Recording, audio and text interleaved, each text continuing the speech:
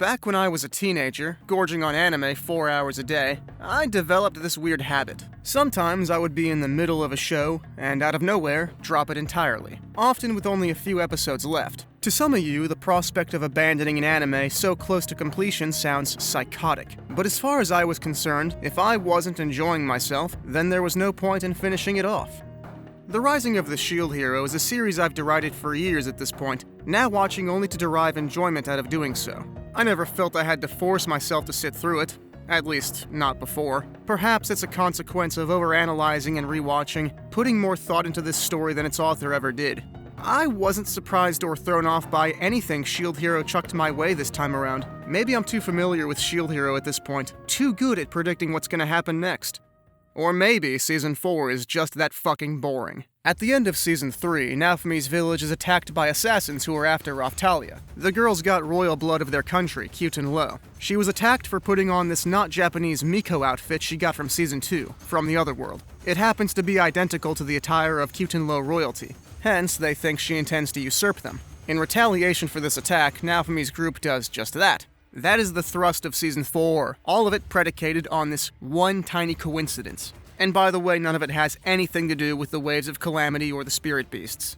So, to get to Kyuten Low, Naofumi's group needs a ship. So first they travel to Siltvelt, a country inhabited by furries that worship the Shield Hero. They hold him in such high regard they won't allow him to leave. The nobles bore Naofumi and the audience with meetings, politics, and metaphorical fellatio for 5 episodes. The worst part was in episode 3, which takes place largely in this conference room, with no names bickering amongst each other for 20 minutes. It's hard to take seriously, not just because half of them look like Zootopia rejects.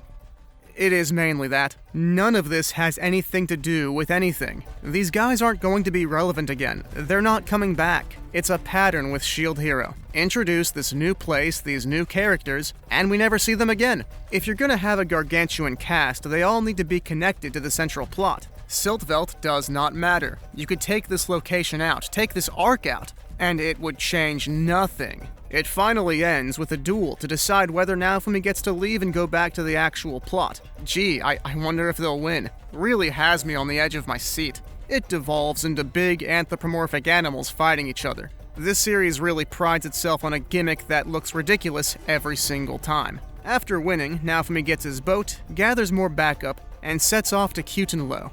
During the voyage, Naofumi and a few others are sucked into a waterspout and teleported to mainland for reasons extremely contrived and stupid, so I'm not going to talk about them. It's magic BS. Their ship can't get to land because of this tower directing it away. With magic BS. Another thing I don't like about Shield Hero? Magic is the cause of and solution to all problems. The plot lines and tactics in this show are never realistic. Take this tower, for instance. It doesn't need magic to impede our heroes. All it needs are big cannons that would blow up their ship. Then they'd have to, send in a smaller group under cover of darkness to disable the tower before docking with the big ship. My way is somewhat realistic, is actually interesting, and doesn't rely on magic for once in this show. Just because magic exists in universe does not mean you should use it as a crutch. On land, Team Naofumi stumbles upon the local insurgent cell, the exact people they need to help them take that tower. That's really, convenient. At first, the assault doesn't go well. The guards have magic that negates the power of hero weapons like Naofumi's shield and Raftalia's katana. It's immediately countered with a new magic of their own. You see what I mean? Why even include this drawback of hero weapons specifically if it's resolved that quickly? What's the point? After taking the tower and getting the rest of the crew to land, Naofumi and everyone else gets plastered celebrating their victory. By morning, they're all hung over at the tower, the entirety of their fighting force confined within a few hundred square meters. If Kyuten Low's military leadership were any kind of competent, they'd use some of that aerial bombardment we've seen in this show before, sending the entire rebellion to hell. But that's not what they do. Of course not.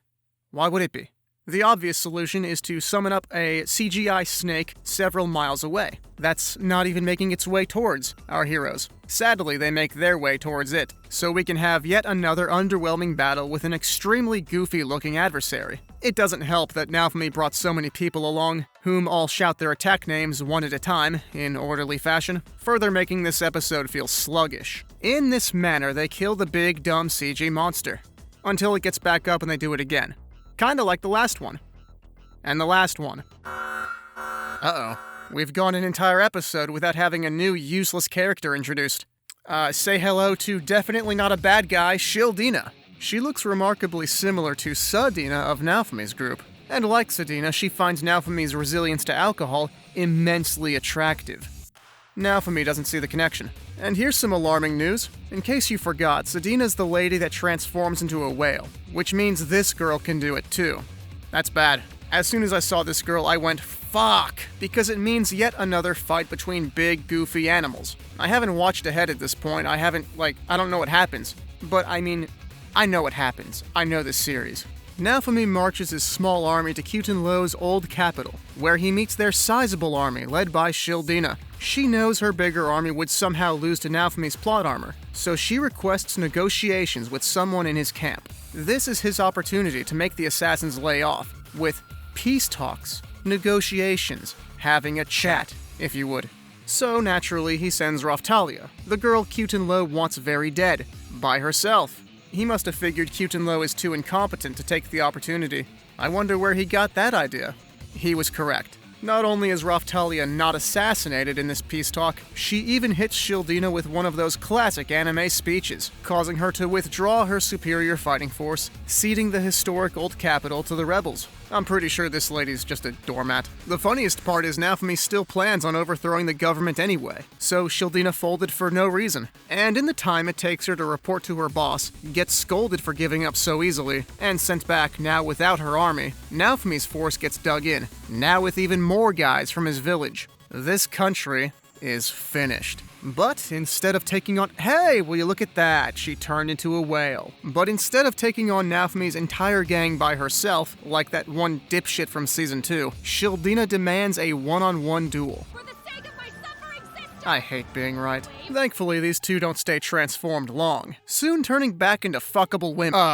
They turn back into women. And then Shieldina pulls some bullshit magic out of her ass, stealing Raftalia's look. This is a previous emperor of Kyutenlo, conjured up to possess Shieldina and grant her more power, while changing her entire appearance in the process. I guess her clothing got possessed as well. But her plan backfires. Not Raftalia doesn't like how her country is being run, leaving Kyutenlo's Kyoto to crack some skulls at the new capital. Saves Naofumi the trouble of taking it himself, and us the trouble of watching more goofy animals fight. We're not completely spared Shield Hero silliness, of course. Here's a shot of not Raftalia flying away again, this time without the facade of using a wind magic or something. It's like the animators said, screw it, she floats now. Motherfucker, this ain't Toho. Also, why does Naofumi look so apprehensive here? Her wrecking the place is helping them. They're kind of on the same side? Well, she kills most everyone at the Emperor's castle, including the evil bitch advisor using the current Emperor as a puppet.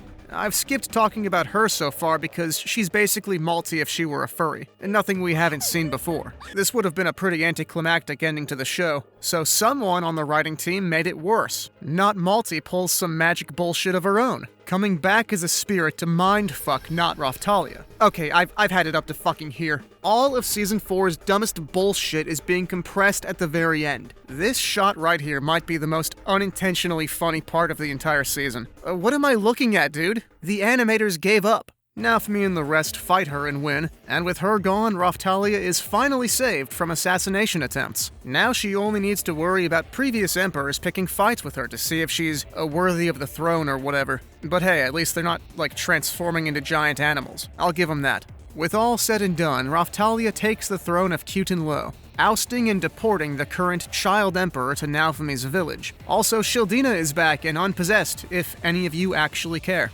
I sure as hell don't. What happened after I passed out?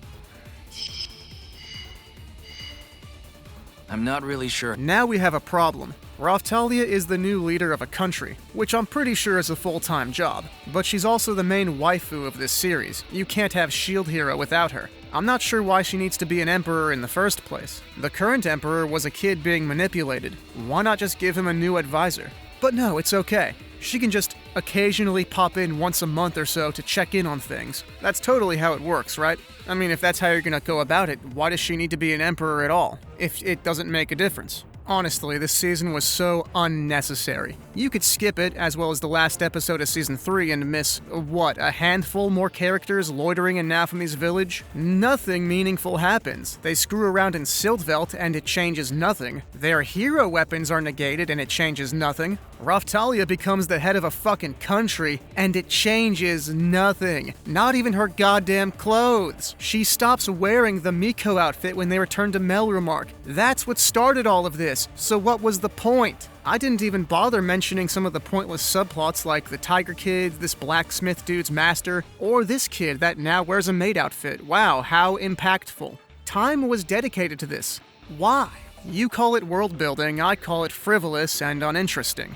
Meanwhile, good characters like Risha get fuck-all scenes. She used to be given attention and now has nothing to do. At least Motoyasu has stuff going on, but he's barely on screen. I can't believe I'm saying this, but I missed Season 2. It was bad, but it was entertaining. It had Risha being cool, Kizuna was a fun character, and the villain was a funny douchebag. More than that, though, that season actually made a difference. Raftalia got a hero weapon, the katana. Naofami's group befriended those strong guys. The turtle girl died. I didn't really care about her. Season 4 has been so bland in comparison. I legitimately had to take multiple breaks while watching, especially during that shit arc in Siltvelt. I want to think it can't get worse than this, but I know Shield Hero well enough to know better. So that's the video. Join me again in Season 5 where some bitch I don't care about dies.